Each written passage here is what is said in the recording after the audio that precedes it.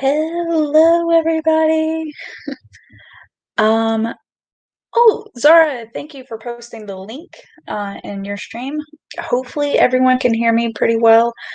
My internet kind of sucks. It happens. But I promise you that if this video does poorly, I will record myself doing this whole spiel and then upload it while I'm sleeping so that everyone can have this. But if you're new to this whole creative kickstart thing, so am I. It's okay. It's the first time, and I'm really hoping we do some great things with this. And this is actually my first workshop, so be as brutal as you want. But Zara said that she posted a few people, posted the link, and I'll see y'all when I see y'all. Thank you very much. Oh, and this is my computer, but let me change my name real quick. Hold on. Because I am not computer. I was trying to use my cell phone, but it really bogged down the system. And I'm sorry that it's shaking because using my computer was the best option to share my screen. I am going to open, because once I open up the slides that I have, I'm not going to be able to see it again. Oh my gosh, I just realized. All right, I'm going to have to play. Oh God, why is this so difficult? Oh, we're going to do it this way. Whoa, easy, Sparky. We're jumping way too far ahead here. All right, I'm going to have to back out for a second. And I'm going to make this full screen once it gets there. I'm going to have to pull. Sure. Okay. All right, and then I'm going to make it a slideshow. And then I'm going to go in on my phone and double check that it is indeed a slideshow there. And of course, the internet is not working on my phone. Why? But here's the whole spiel. This workshop is all about what to look for when you're critiquing someone else's work. Now, as the slide says, this is just one perspective, all right? And it's Natalie Norlock's perspective. If you do it differently, that's okay. I'm not going to be upset. If anything, I hope you edit my work, and I think it would be really cool. Okay. I'm turning the volume down on mine. I have to pull it up on my phone so that I can see your comments as it goes through, and other people are posting videos. So with that, let's get started. All right. First thing, critiquing versus just your background is going to be different. The background in this sense is the person doing the work. Are they a writer? If they're a writer, then their background will dictate them to be more considered a critique partner, somebody who's going to critique the work, rather than an alpha or beta reader. Alpha beta reader are people who don't write in their background or currently, and they're going to be more readers. That is their expertise. But both of them have pretty much the same job. They're going to be telling the author what doesn't feel right, have suggest fixes maybe. Just because someone's a reader doesn't mean they can't suggest what to fix. They might have a good idea. They're going to let the author know when they're skimming work, when it's like, hey, I wasn't even paying attention. I kind of just skimmed this entire paragraph, you know? And anytime emotions are evoked or not evoked because they should have been, this is when the critique partner, alpha reader, or beta reader will let the author know what's going on. So, next slide. We have two types of critiquing. There's formal and informal. Formal critiquing is kind of like, you read my stuff, I'll read your stuff, and it's usually on the websites. These people you probably don't know. Well, also in this day and age, I don't know many of the author tubers outside AuthorTube, but I know them a little bit better than the people in the forums. the different websites that I have listed here. So a few different websites where you have critiquing done is shewrites.com, totallynovel.com, critiquecircle.com, critters.org, and wattpad.com. Now, on the more informal side is your author to author, kind of a trade, or even, hey, I'm a fan of yours, let me read your stuff. So there's that. And Sako to me just said, I wish I could jump over, but she just said that she's going to watch this entirely at 2 times speed, which I'm kind of talking slower than I normally do, so gotcha. But author to author is more informal. This is because you kind of build up a rapport between authors when you're critiquing, and you can kind of get away with a little bit more and be like, hey, I know what you meant to do here, but you didn't get it done. Or just even, and I can't stress this enough, giving the nice points of, I love this phrase, or I love this paragraph. We can't just all be negative. We're very fragile creatures, writers are. So the next thing, before you start critiquing, the thing you need to do as a critiquer, not the author, is ask at a minimum what the genre is, what the word count is, timeline that it needs to be done, finished reading, and trigger warnings if you need it. Now, the bonus is you can do a synopsis review, but honestly, a reader, a standard average reader, is not going to read the book. Probably going to look at the cover and just keep on reading and decide whether they want it or not. And you want to be as close to the average reader as you possibly can. So the genre, if you don't like sci-fi and someone's asking you to read sci-fi, don't read it. It's okay. The word count is more for your personal space, as well as tied in with the timeline that this thing is due. So if someone is giving you 60,000 words to read for a book and they need it done in 2 weeks, that's going to have a different approach than if someone has 60,000 words and they need it done in a month.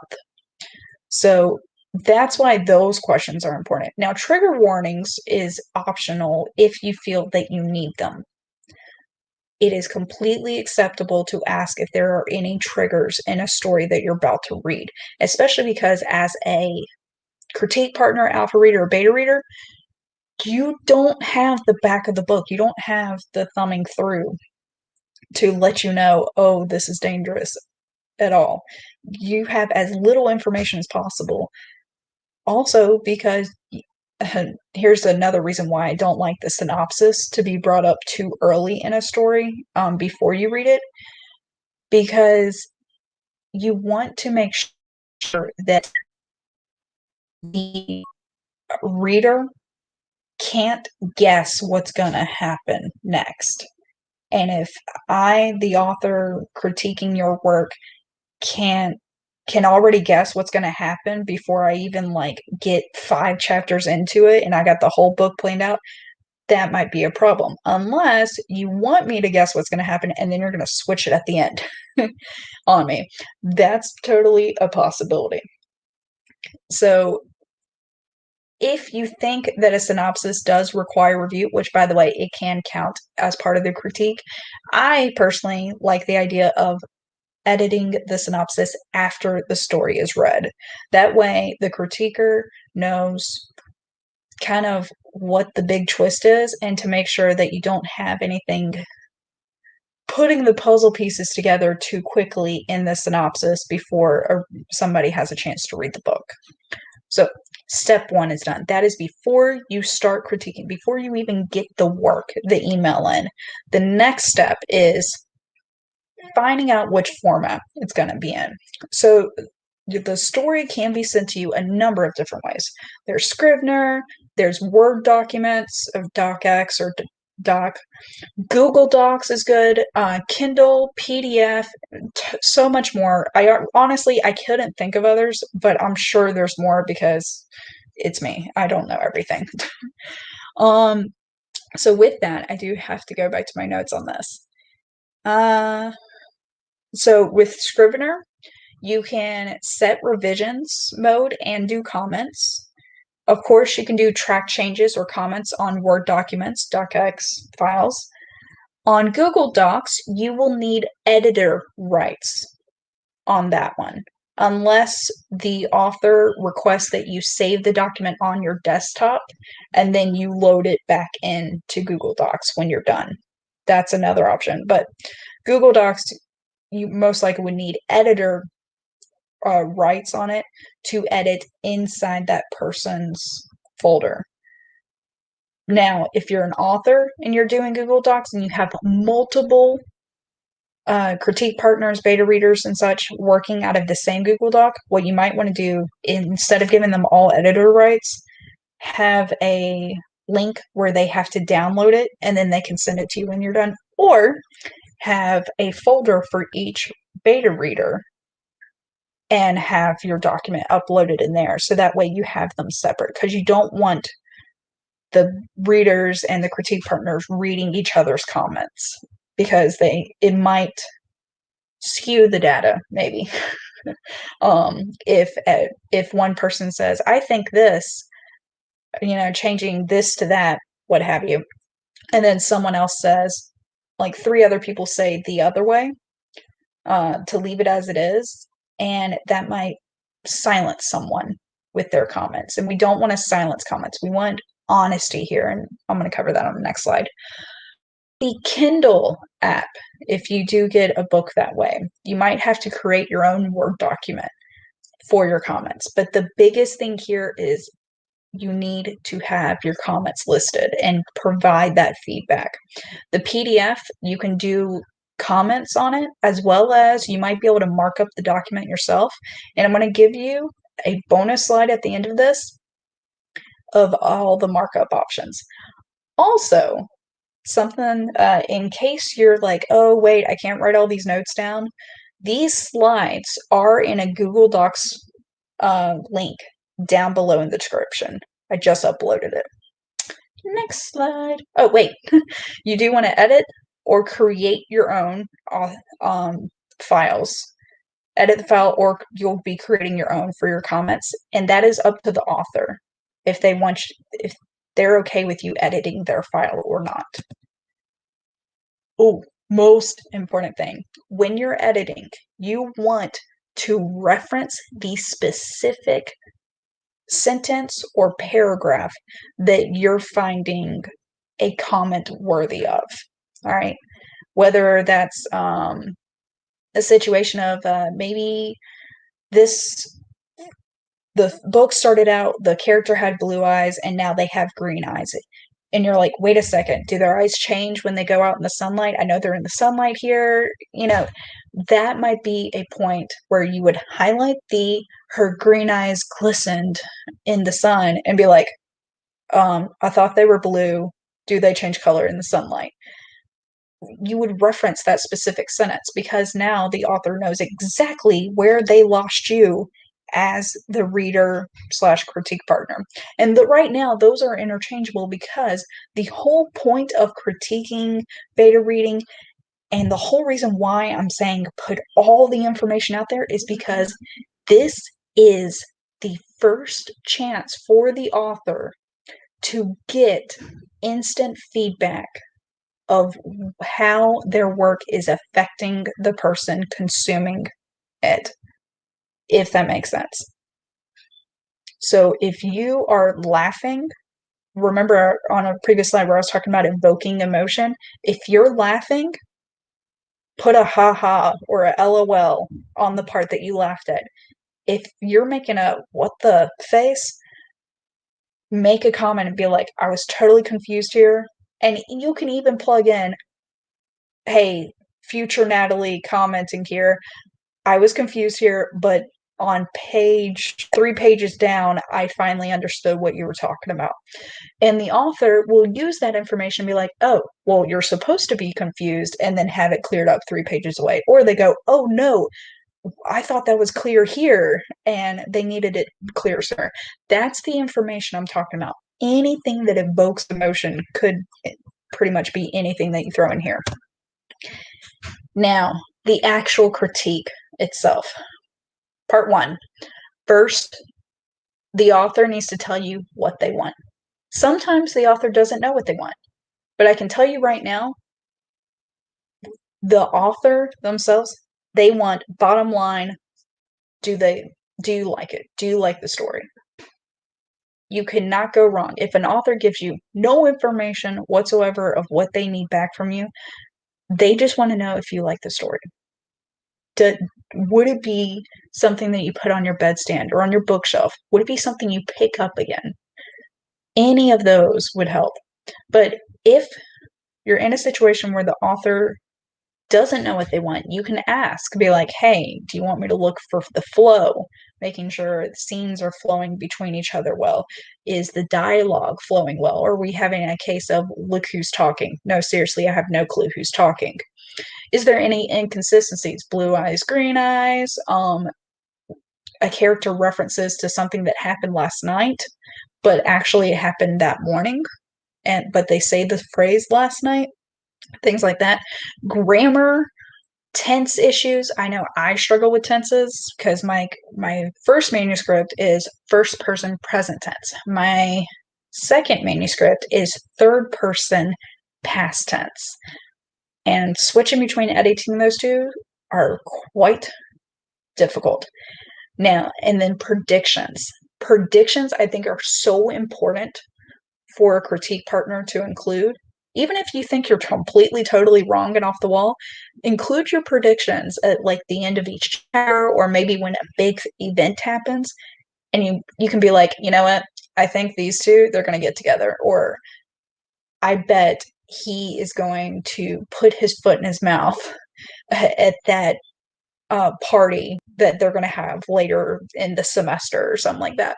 You know, all these predictions, because that is going to help the author determine if they are keeping the reader too much in the dark or in the dark just the right amount that they want to be.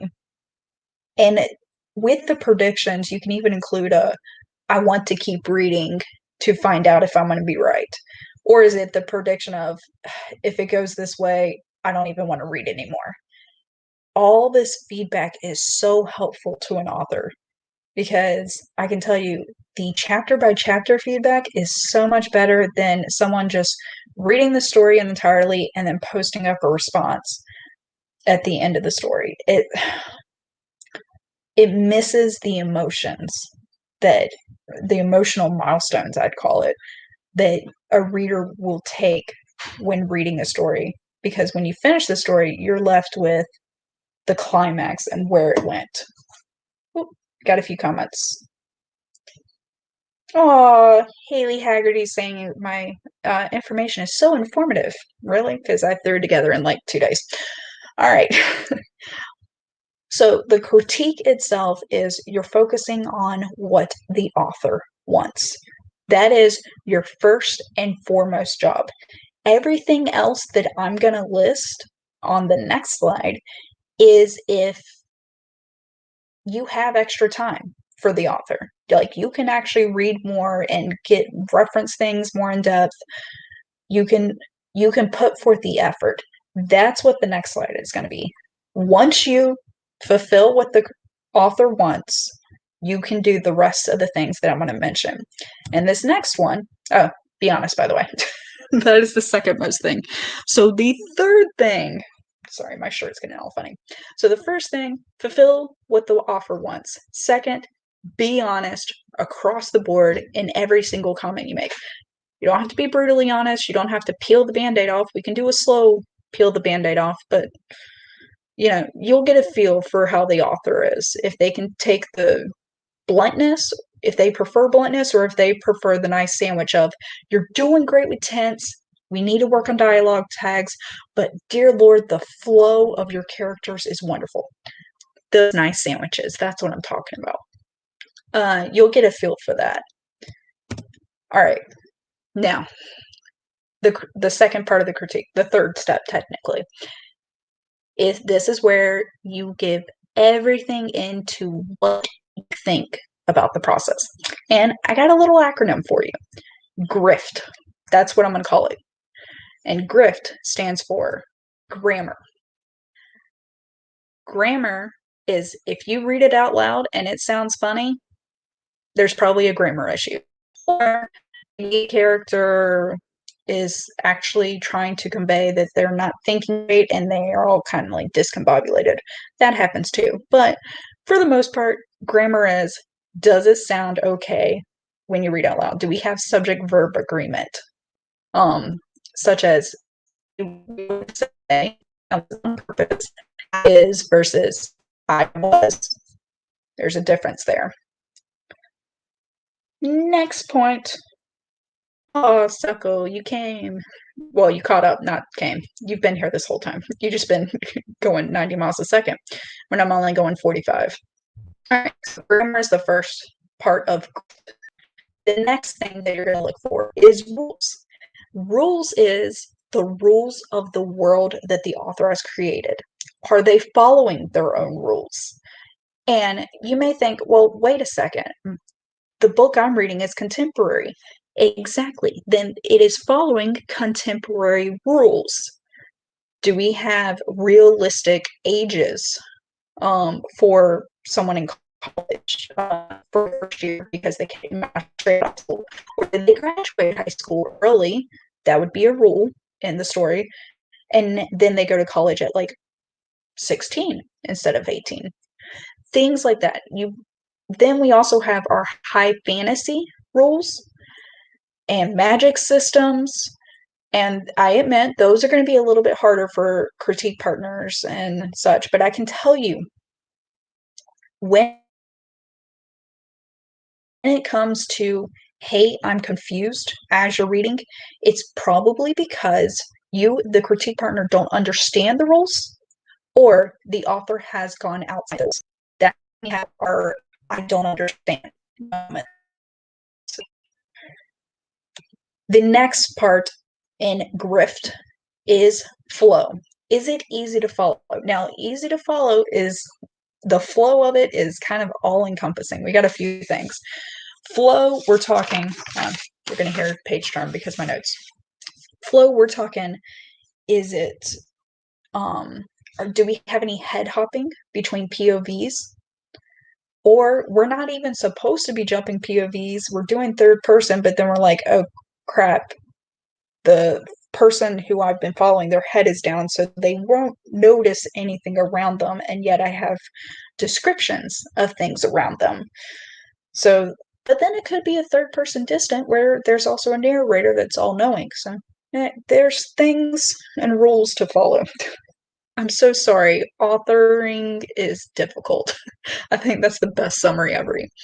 But also with the flow, is it an action sequence? Is there a fight scene? Is the fight scene easy to follow? Is there a lot of dialogue? I'm guilty for a lot of dialogue. So I have to make sure that it is very clear who is talking and when.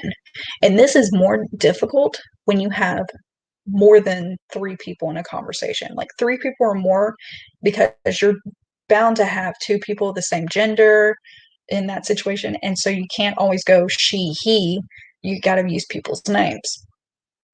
So it's going to get a little harder with that. But that is part of the flow section that I'm talking about is, does the reader have to work hard to understand what's going on? All right. The next one after flow is tense.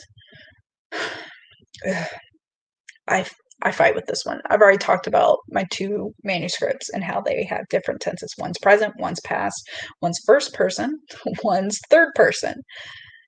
And dialogue, because it's like the exception to almost everything, dialogue tense will just be however the character is speaking. But tense of the story is all the information between the dialogue. And that is what is going to be difficult getting the right tense with.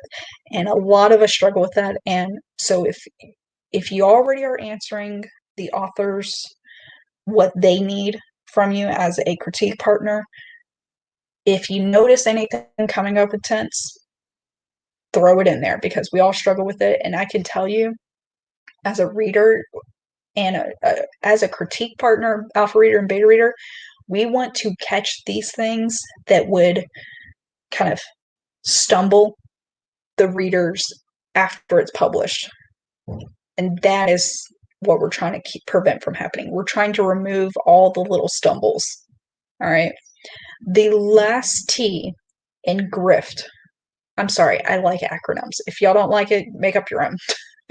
But the last T in grift of what to look for after you've fulfilled the author's trajectory of what they want out of this critique partnership is time.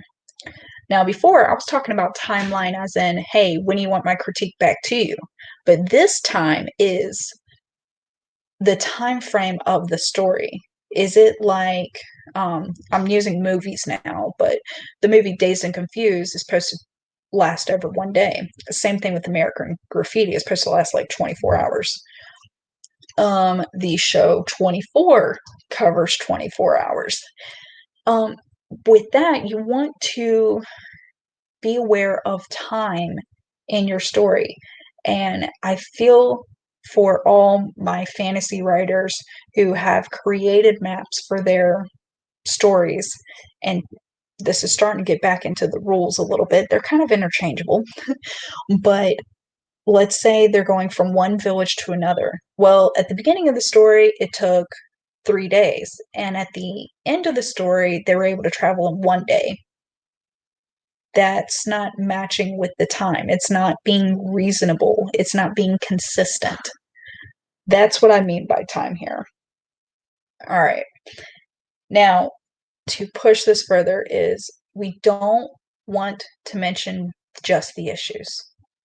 If you're laughing, say so. Highlight the area going, I love this.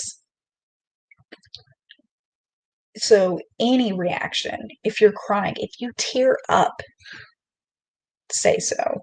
I know even my first manuscript, there's a few scenes where I'm hoping the reader tears up or feels some emotion. They don't have to full on cry. I'm not too mean about it.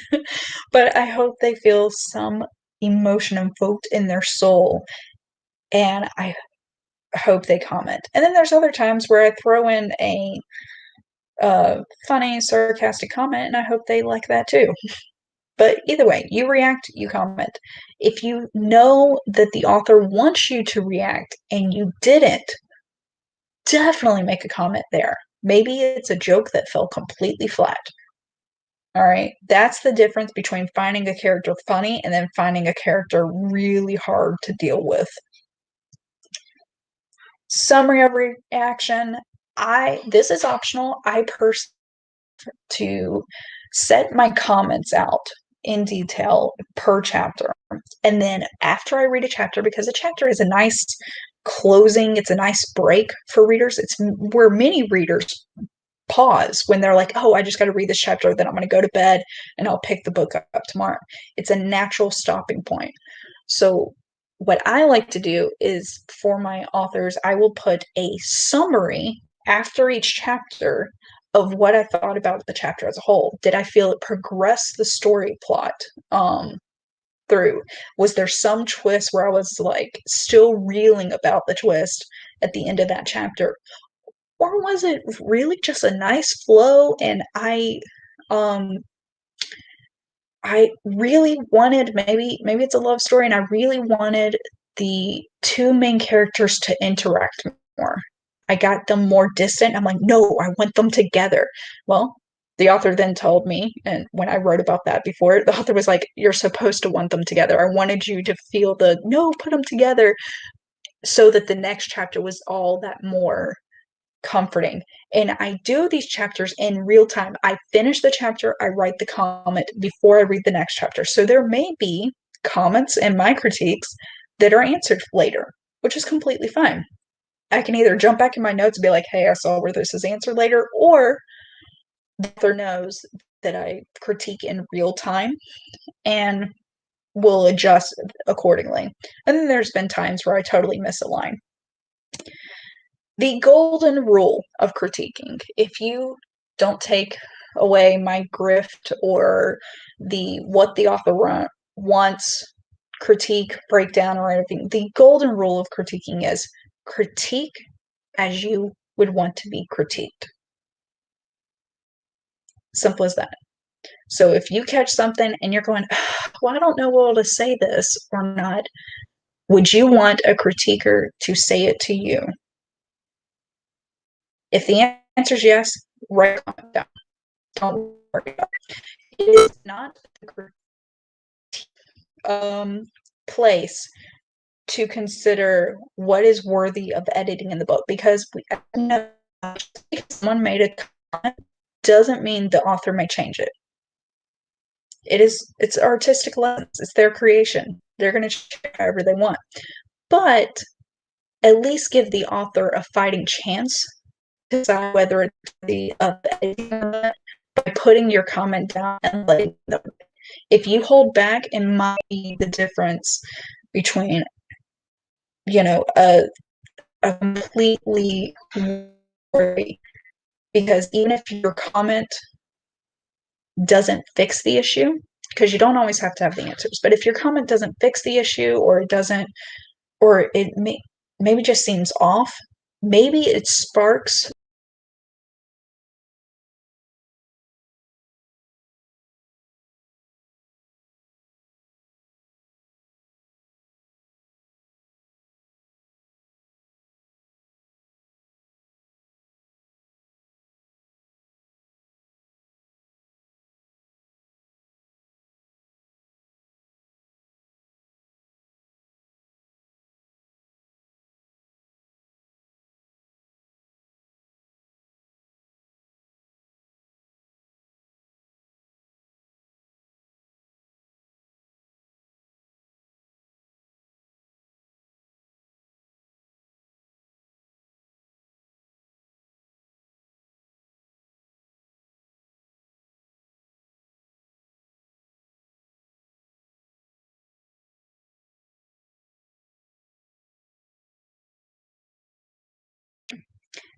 I'm back.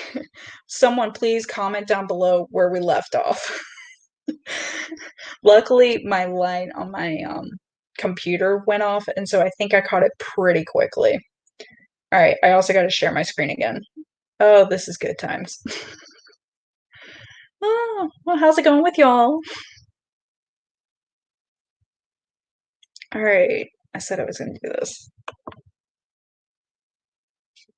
Oh, wait, backtrack.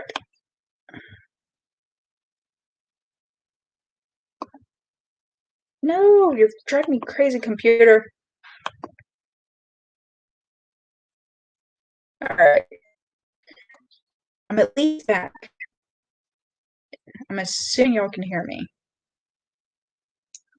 There we go. Okay, I just saw myself pop up on the live thing. My God, there's such a delay. All right, we're gonna jump back to this. You don't have the answer, so if your comments can't fix it, okay. So it's okay if you don't have the answers, because at the end of the day, the author makes the decision of what goes in the book and what doesn't. All right. So at least give the author a fighting chance to include all your comments, especially if you're part of Millwordy, by the way. I count my critique comments.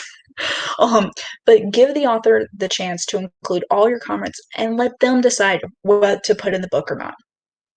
And even if your comment doesn't help them because you weren't able to figure out a solution, maybe it's going to spark an idea in the author's mind of how to fix the problem if they actually believe there is a problem. That's all I'm saying there. All right, next slide.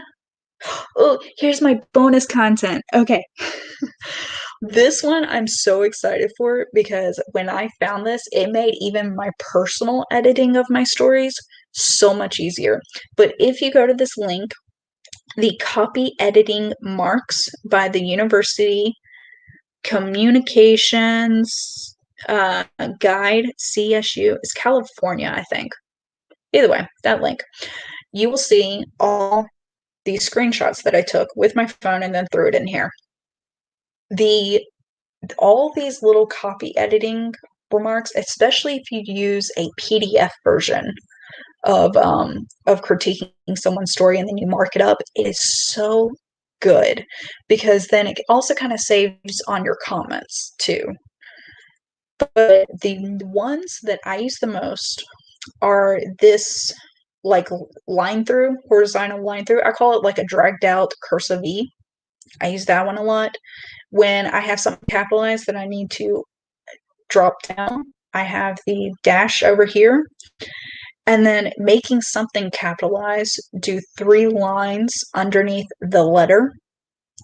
I really don't worry about italicized. Well, okay, if it's an internal thought, yeah, I'll underline. And I also do emphasis in dialogue, italicize. Other than that, I don't do bold, I don't do underline. Um, Definitely sometimes I may have to close a gap because I thought a word was 2 words, but it's actually 1 word. So I'll do either of these, and then such as maybe taking away a letter and there does need to be a space. This is the symbol. Paragraph symbol is like my number one. And actually, I just realized I make a P with 2 lines, but I need to do a C with 2 lines. I have apparently been doing that wrong for a while. um Next point.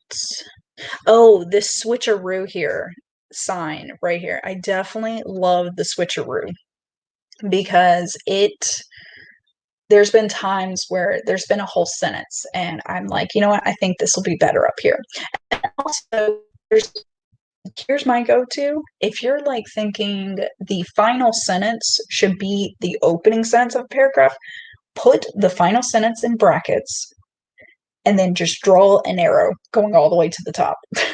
Or you can highlight the final sentence, add your comment saying the first of this paragraph. And sometimes there's situations where you're like, this paragraph, the last sentence of this paragraph should be the first sentence of the next one, or vice versa. That happens too. And thank you, Sakatumi, saying that I'm thorough because I actually thought I was a little bit too light. All right, I'm closing down PowerPoint and I'm to have y'all flex your critiquing muscle. So I gotta open this up first. And I was gonna save it as a PDF, but everything. I gotta move. Ignore my camera moving. I swear I'm gonna stop moving in a second. Alright. But we are going to critique the first chapter of Project Parallel. Yes, it is my story, but that's mostly because I did not want to put anyone else's on blast. So we'll put myself on blast here. And I'll say this now.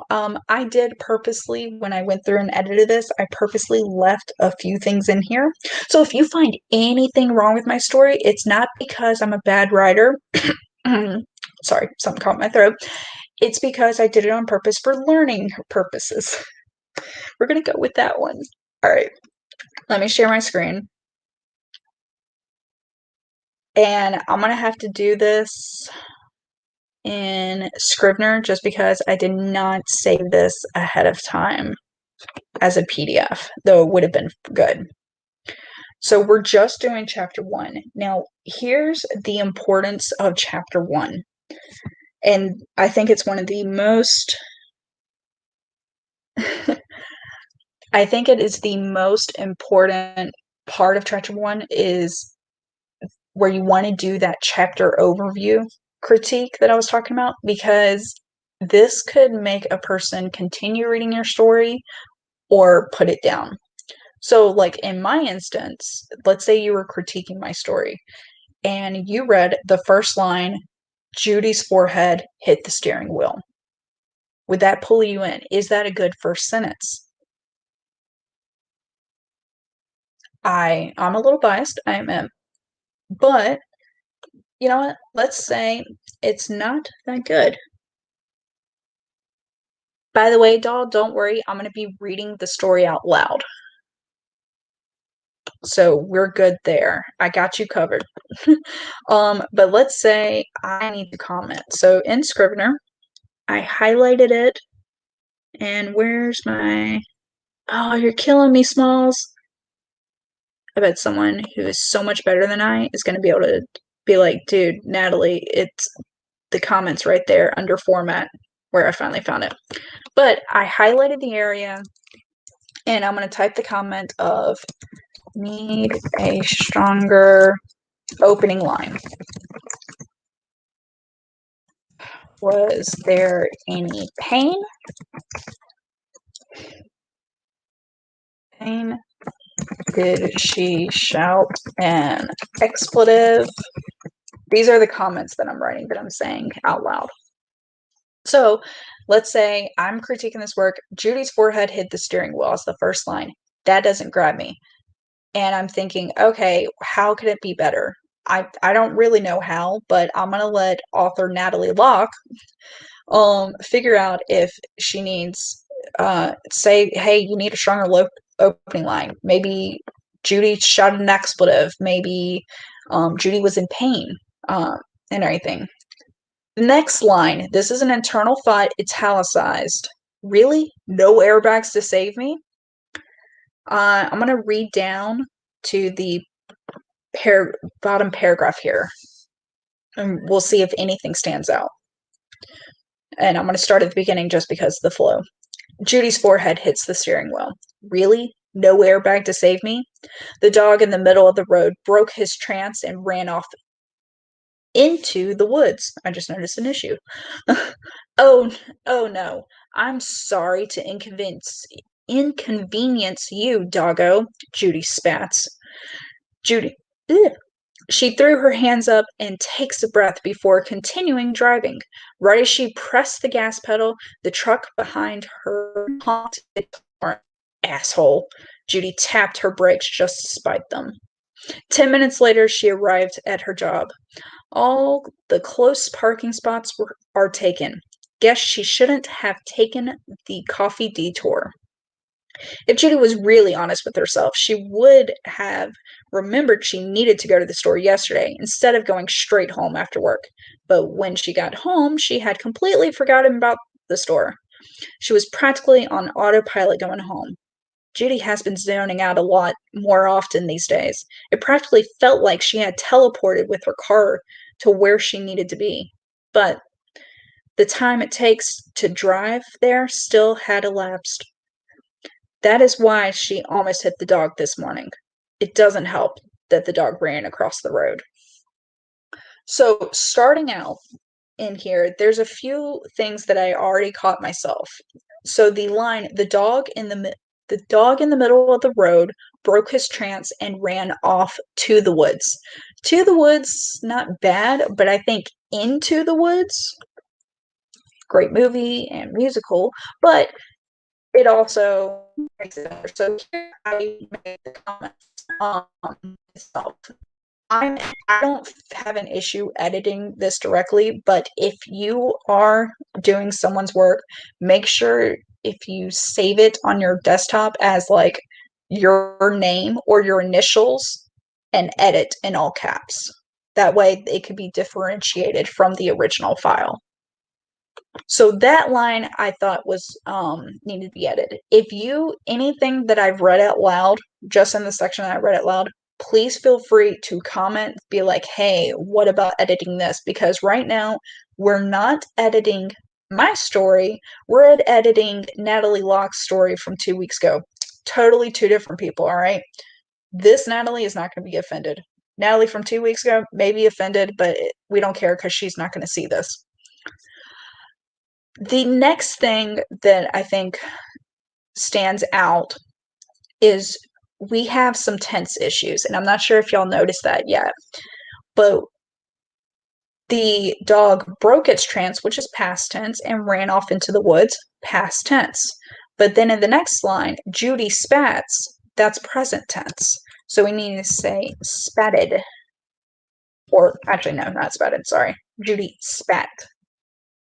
That's past tense. Because if you were my critique partner on this, you would say, "Hey, Natalie, what tense are you going for, maybe?" Especially if I forgot to tell you.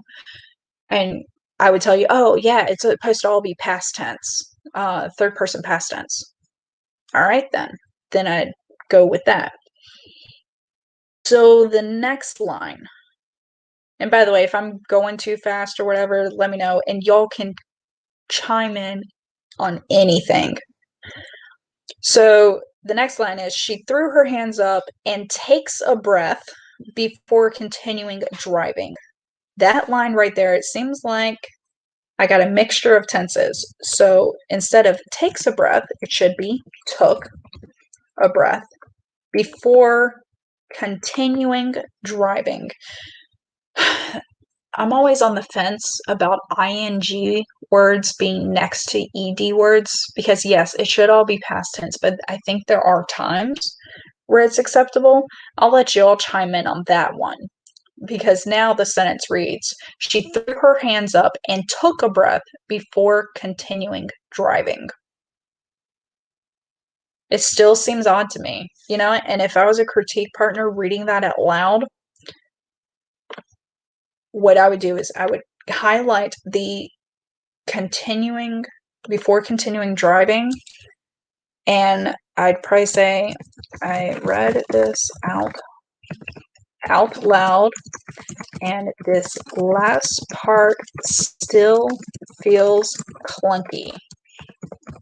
Maybe make another sentence or rework this one. So even though I'm not giving a solution to the author, such as changing tense is kind of easy, I'm still plugging things in to make it a little stronger, if that makes sense, of like at least getting the wheels spinning so that the author can review this no problem. Now, the next sentence after that. The current sentence is, she threw her hands up and took a breath before continuing driving. Next sentence. Right as she pressed the gas pedal, the truck behind her honked its horn. Now, first off, its is possessive, so the apostrophe should be gone. So a little trick that I've learned with its, as in it is, and its as in possessive, it is would be apostrophe s. I imagine the apostrophe is like a placeholder for the I. In it is. Now, it's adjective, that just by default is the other one in my mind. So if anybody's looking for those little tips and tricks. But here, that sentence, honestly, seems good. The only thing that like raises my hairs a little bit, but wouldn't make me stop reading as a critique partner, of course I never stop reading anyone's book, is the its. Because technically the truck itself can't honk the horn. It's the driver. But when we are driving, we tend to personify the vehicles around us. So that kind of makes it a little realistic, and we can continue through that. Now here, asshole, I think that is just one of the most fabulous sentences in the English language. But I think it's fine because some people would probably put a comma after asshole but the action of Judy tapping her brakes, the next line after asshole is Judy tapped her brakes just to spite them. That action is separate from the dialogue. It didn't have emphasis to the dialogue. She didn't spat the word asshole, so we have that. And I honestly don't. Okay, it's my internet. Cool. I really hope this is not failing on me. I'll replay this. It'll give me watch minutes, but it'll also let me know how bad my internet is because this is my first stream on this thing, like long stream. All right. 10 minutes later, she arrived at her job. All the close parking spots are taken. Guess she shouldn't have taken the coffee detour. Those aren't really powerful sentences, but they are short and it's kind of conveying what is going on and with Judy of like things seem to be moving quickly. Um, so there's that.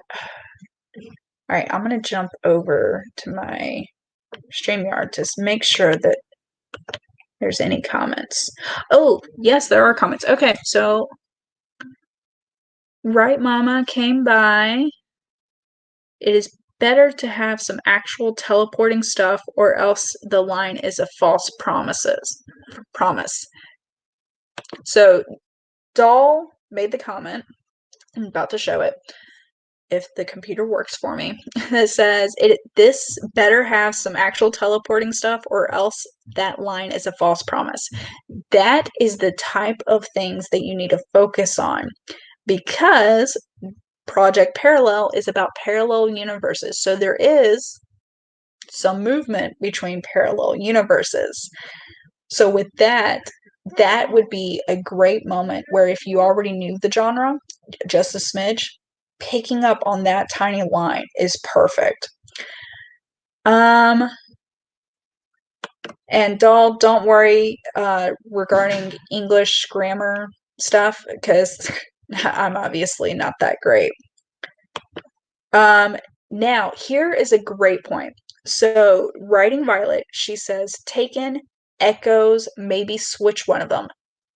This is perfect. There are so many times where if you're reading a story, you don't want the same words very close together. So in this case, let's go back to my stream, which by the way, my phone finally just failed and it wasn't giving me any comments.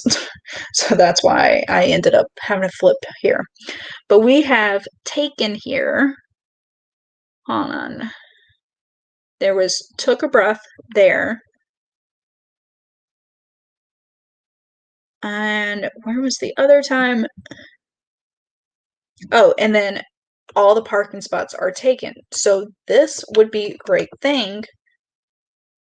I'll go back to format because I'm not gonna edit it myself. I want to pretend like there's a critique, but taken is taken and took are echoed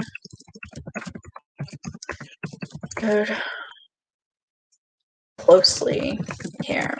Suggest changing this one to occupied so that the sentence reads instead of all the close parking spots are taken to all the close parking spots are occupied. It's kind of a blander term, but it gives the author an option and it also lets them know, hey, you have some echoes going on here. Now, jumping back to the comments, because I promised y'all I would do this, and I thought my internet was going to be better. Doll said, I noticed the tense thing, but wasn't sure. And if you're not sure, that's fine. Just make the comment anyway. Be like, I'm pretty sure the tenses are off, but, you know, I might be wrong. Just throwing the comment out there, let you decide. The before driving on. Oh, that would be a good solution.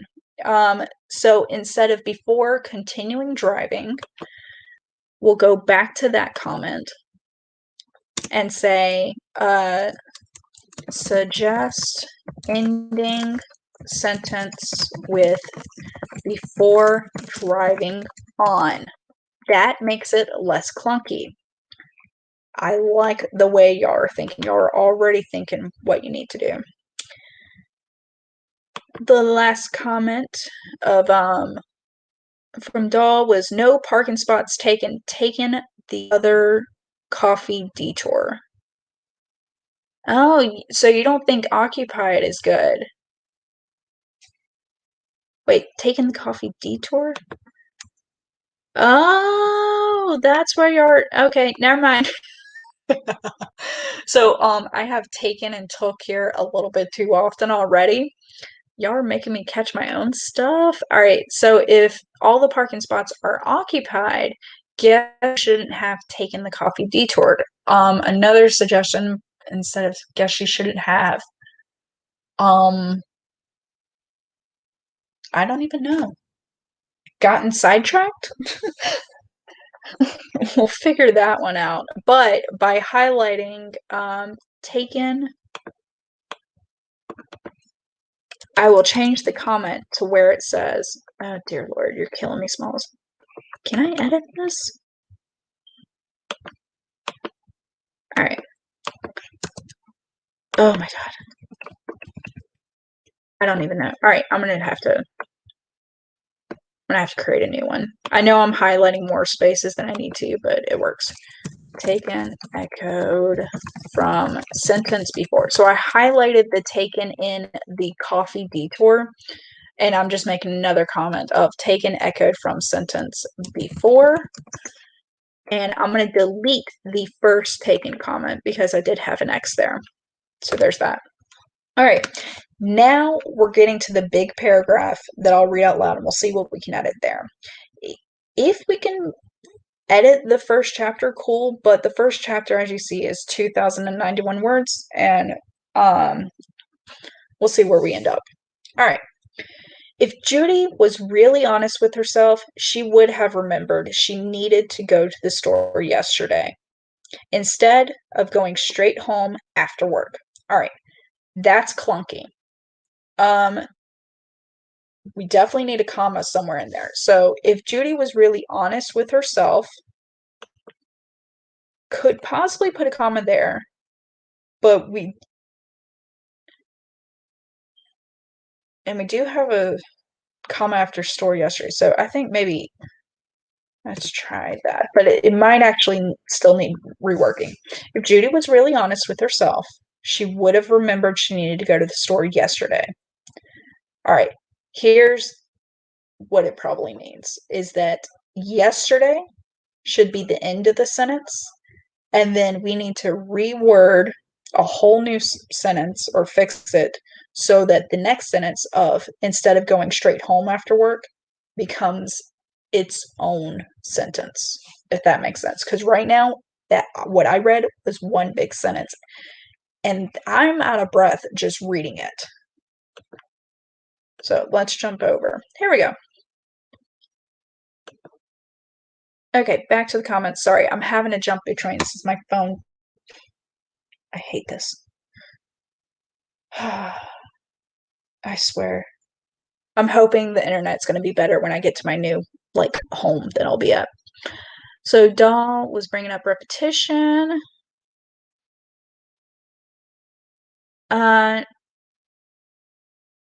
So Doll was supporting my decision of putting occupied in for taken. I know we're jumping around for anybody watching this.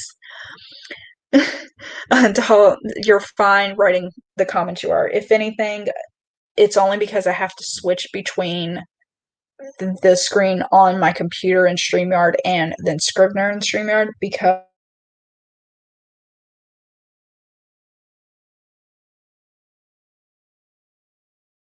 my phone and it wasn't loading. Like the last thing I queued all. So, all right.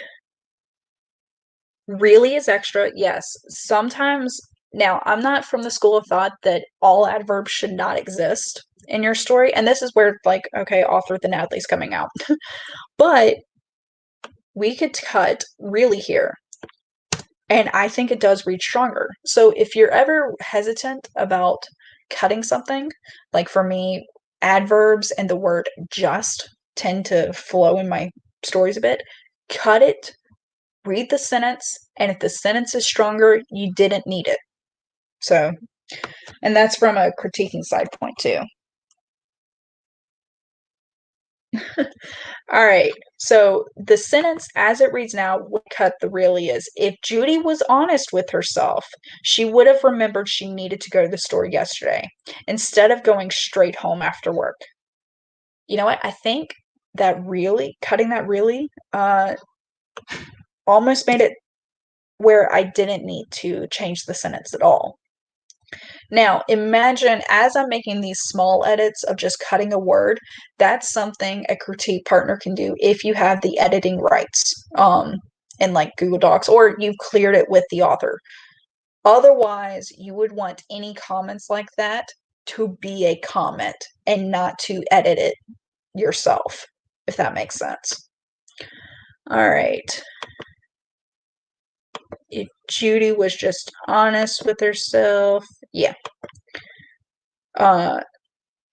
Definitely stronger. And Zara, Zara, sorry. I always want to make the A stronger. Zara's here. I'm sure your stream was wonderful, and I'm so glad that you've come. All right. So now we're going to press forward. I still got 6 people watching, so we're doing good.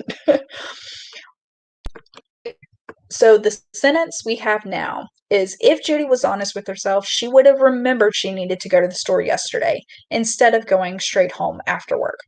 I think cutting that really made that stronger.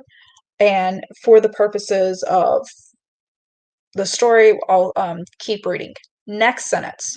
But when she got home, she had completely forgotten about the store.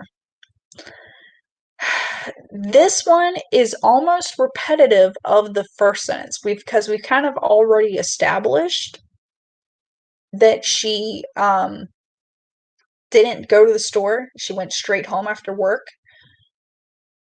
So probably what we could do is suggest cutting, but when she got home.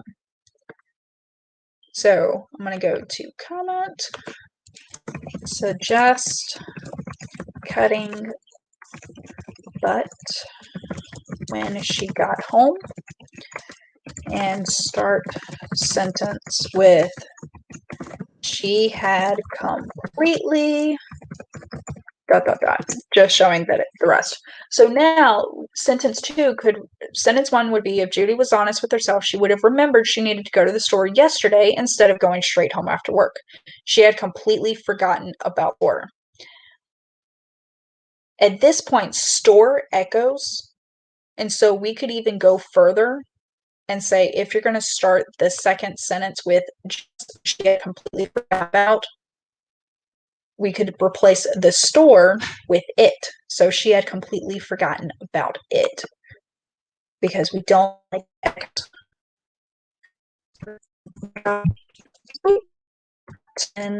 Oh my god, I can't type. Oh, well, I can't talk either, but we're working on that. Forgotten about it. And I'm going to put all that in quotations. So when it comes to comments, this is just a personal thing. If I'm pulling in like line by line or sentence by sentence or specific words from the author's work, I like to put the words I'm pulling, even if they're in dialogue, out of dialogue, I like to put them in quotation marks because they are not my words, they are the author's.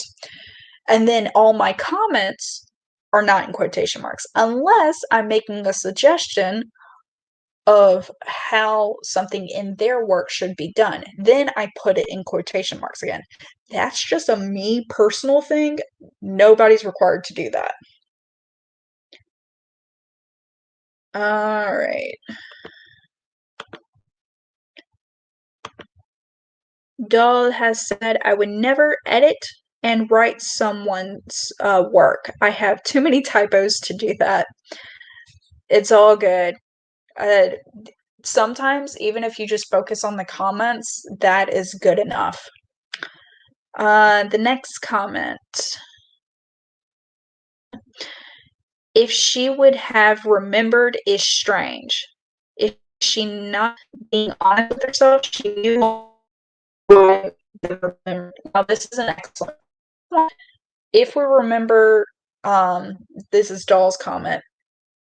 and in reference to the story, so if the later part of the paragraph would explain her absent-mindedness and how she's being very forgetful and like almost like teleporting with her car to and from places. So that sentence could be something that you would make a comment about and then maybe later delete, or you would say, hey, I kind of understand what's happening with the rest of the paragraph, but right here it it's like a hiccup. It stops me for a second. It makes me pause. And we don't want the reader to pause because that might be a situation where the reader will put their story down. So as the crochet partner, if we pause, we want to let the author know we paused. The author, I will tell you this, and oh God, what's the guy's name? Brandon Sanderson. I hope I said that right. His entire story class that he posted up on YouTube, he has an entire section at one point about critiquing, and he says the most important thing about critiquing that you can do is, one, be honest, but the author should not explain what they meant.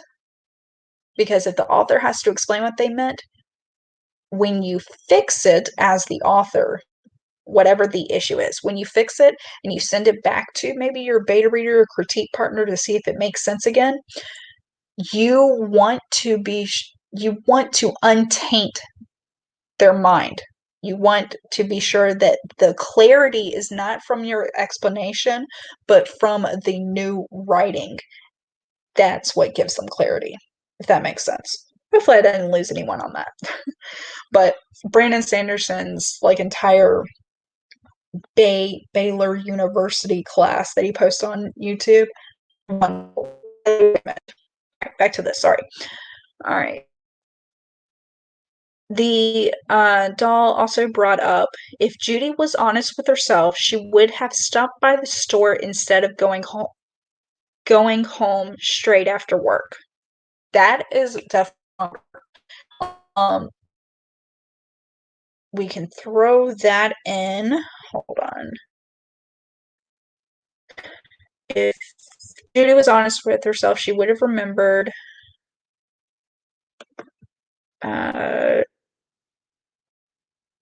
she would have stopped by the store,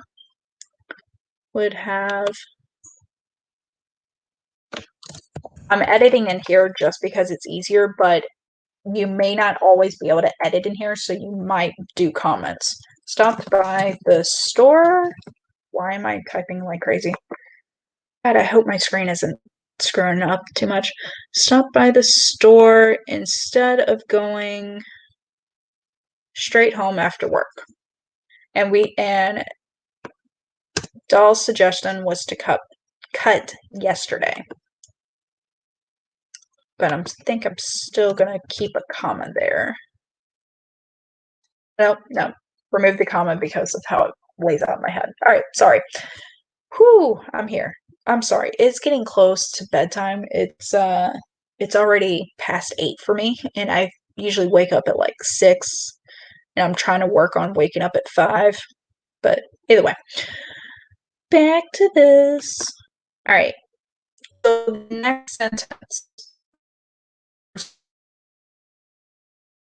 about going to the store. Next sentence. She was practically on autopilot going home. And I bet here's a suggestion, cutting out practically, because you either are on autopilot or you're not. So she was on autopilot going home. Now, instead of practically, maybe saying she was on autopilot going home most days. That way we show it's not consistent, but it's enough to go, why the hell is she on autopilot? We can work with that. Now, so Doll brought up that all she's giving is suggestions, but she doesn't know the genre. I did fail as the author on this point. So this genre of the story that we're editing is sci-fi. I've been calling it sci-fi contemporary because the parallel universes are kind of like snapshots in time. So it's kind of like time travel, but it's not time travel, and I'm going to give away too much if I keep talking, but it is sci-fi. Let me continue forward. The next, the sentence I changed was, she was on autopilot going home most days. Next sentence, Judy has been zoning out a lot more often these days. That is clunky.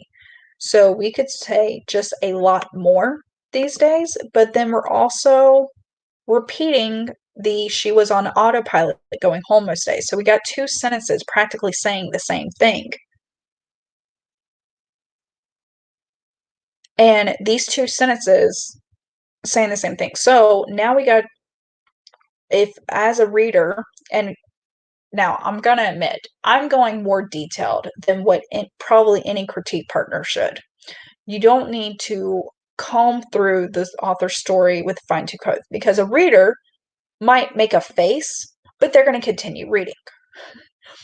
So these are things that are like in a little more in depth than what a critique partner would do. But I want to make sure that everyone in the comments and such, y'all all feel like you got a say in this, as well as you realize like your feelings are justified, and I want to make sure that y'all are heard in the critiquing. And I'm just throwing in ideas of how I would be editing. I would not be making this many comments either. I think in one chapter, like for 2,000 words, I might make at most 16 to 17 comments, depending on the work. But also, if the author has lots of tense issues or something, that number of and comments will probably go up as I do look through things. All right, back to this. Sorry. Whew. I gotta lean forward. My hips. I can tell you my hips do lie. I don't know about Shakira, but mine do. They tell me they're okay and they're not. All right. So back to the two sentences that kind of mirror each other. She was on autopilot going home most days. 2, Judy has been zoning out a lot more these days. Honestly, thinking about the setup, this would be a suggestion where I would probably just highlight both of these sentences and say, hey, these two sentences practically say the same thing, and let the author choose. That might be the best bet. All right.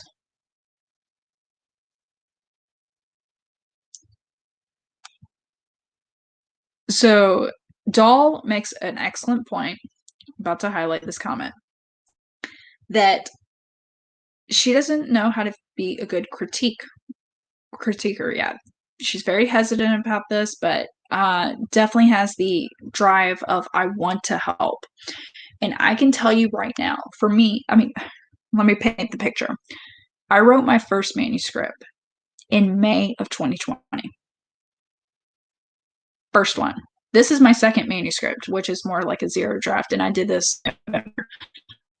The whole has helped me is that I have become, I think, I'm a little biased too, I have become a better writer because of my critiquing. I was so nervous about it and unsure of, oh, should I critique? But the more I critiqued, the better I got at it, and the more aware I was of what I was reading, and when something looked right, why it looked right, when something looked wrong, why it looked wrong, which helped me in my own writing of typing something out. I mean, obviously I'm not perfect because we're editing my work right now, but typing something out going, that looks wrong, let's fix it. Things like that go through. And even like my own work right now,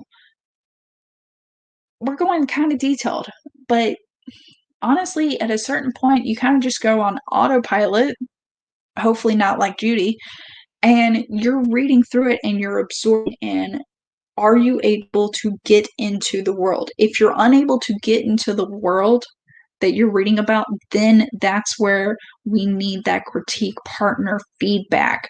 Where's the brick wall coming up so you cannot enter this world that the author has poured so much into? Make sense? All right, we're pressing forward. So,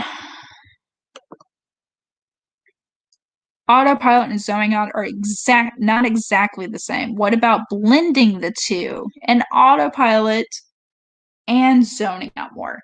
Very, very valid point, because zoning out to me is like, I used to do this all the time. I would eat my cereal and I'm just like frozen and staring off into the distance. Whereas autopilot is like, I'm still moving and getting things done, but I'm not absorbing my environment around me. So, Dalton, you make an excellent point, and I think that will be a comment for the author, who is going to be me in like probably 2 weeks. Hold on, I have to cough.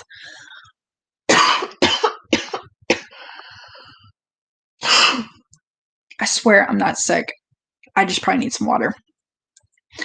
Before I add this comment, or actually, you know what? Let me add the comment, because otherwise I'm going to forget.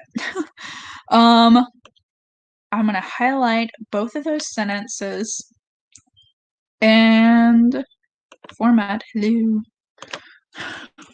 Suggest combining these sentences into one sentence. All right. Oh, there we go. Oh, no. I hate it when it goes black. I want the words to stay up for y'all the whole time. All right. Writing Violet asks, do you also point out good things, strong sentences, tone, things to see more of? Absolutely. The reason we want to point out the good stuff, there's two things really. One is, we don't want, when the author is going through and editing, we don't want these to go away. We want them to stay in the story. There's what they are making the story strong. They're doing great. The second reason is we are fragile. We need some nice sandwiches, please. I know I need some nice sandwiches. If I was reading nothing but, hey, fix this, work that, tweak this, I would think I suck at writing and I should probably just give up. So we definitely want to pull out the, this is great, or this sentence made me laugh. Like, for example, earlier in the story, Judy says asshole, and then the truck behind her honks. How many of us have been in that situation? Did it kind of make you smirk and laugh a little bit? I hope so, but I'm also a little biased because I wrote it. Those maybe would be brought up. Be like, even if you didn't laugh, you would make a comment in your head at least, and maybe to the author, and be like, I could totally relate to Judy right now. Because why is it right when I'm about to go, someone's more impatient behind me, yelling at me, going, go already? You know? Things like that. Dahl brought up, come on, show. All right. I see the good ones too, but I do that after reading the whole thing. In this method of pausing every sentence, I'm in let's fix this mode. That is a valid argument. So here, what I'm going to do is, instead of reading by sentence, the next portion, I'm going to read like almost like 6 or 7 sentences, and then we're going to pick 1 or 2 that stand out, because that's how we're going to read. All right, we're going to read until something makes us go, wait a second, make a comment, and then we're going to continue reading. Okay. It practically felt like she had teleported with her car to where she needed to be, but the time it takes to drive there still had elapsed. This is why she almost hit the dog this morning. It also doesn't help that the dog ran across the road. Judy settled into her cubicle on the 3rd floor of the skyscraper. She finally finished combing through the 27 emails that she was CC'd on for no reason, other than someone trying to cover their ass. This is when Terry swung by her desk. Hey, Judy, we got a meeting in the conference room. You coming? Terry looks over the cubicles, then leans forward.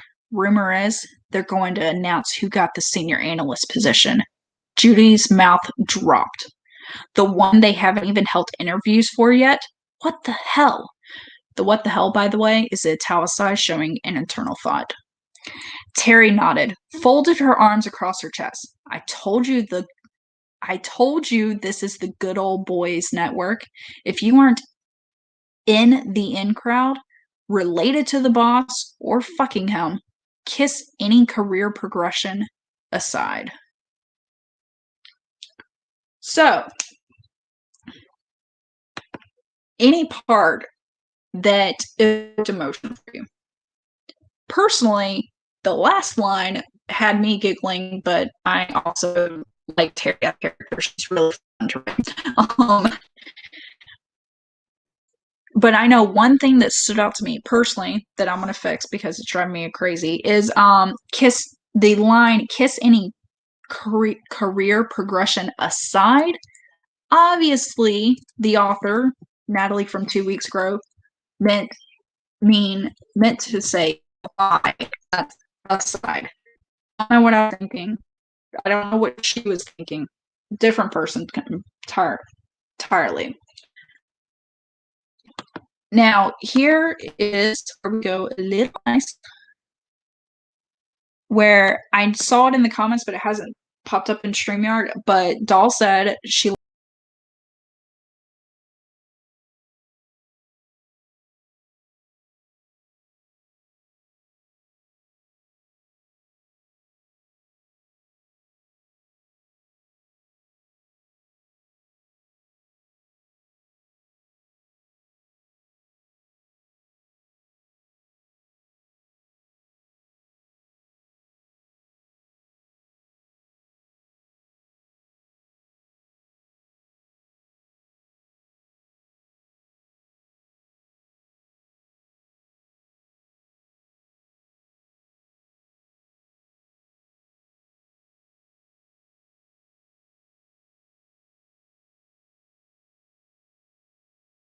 I think we're going to finish this real quick, and then I'm going to have to get off because my internet is bad.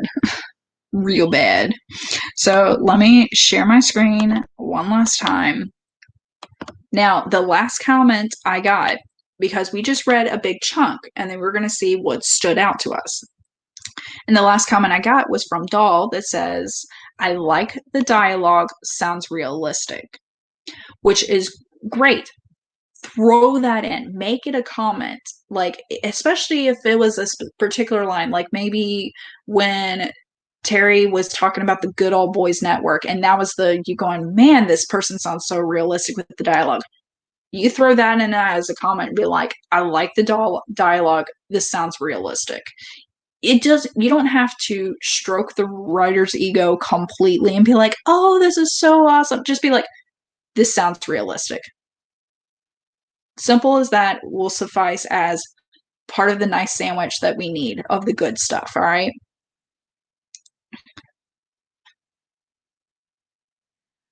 Now, with that, do bring up, because you don't want the author to think, oh, I'm so awesome at dialogue, I'm amazing. Bring up, be like, hey, that last line, dropping the F-bomb, it kind of seemed out of place for me. It didn't seem so realistic. All right, well, then we can tone back the language at the beginning and ease into it if this character is a character that cusses a lot. Things like that. Definitely throw in the comments. But we took this a few different ways. We started this chapter, and I wish we could go forwards, honestly, because I love this story and I'm falling in love with it again. But at the beginning, we went on a kind of a microscope approach of critiquing at each little line, just so you could see, okay, the tense was off here. Okay, the flow was a little bit different. The grammar, because I suck at it, was off. All these little things came to fruition for you. Now we started getting back into critique partner mode and read an entire section. And that part kind of gave you the big picture. Was there anything big enough that you felt the need to make a comment for? Right now, because you're in here, right now, you're probably being a little nice to me, and I appreciate it, and saying, hey, I like the dialogue. That stood out for you in that chunk of um, stuff that I read, and I can't think right now. Oh, I need to get off. I'm going to go to bed soon. But that stood out for you. Now, if something stood out for you, such as I didn't like the F bomb being dropped in the dialogue here, throw that.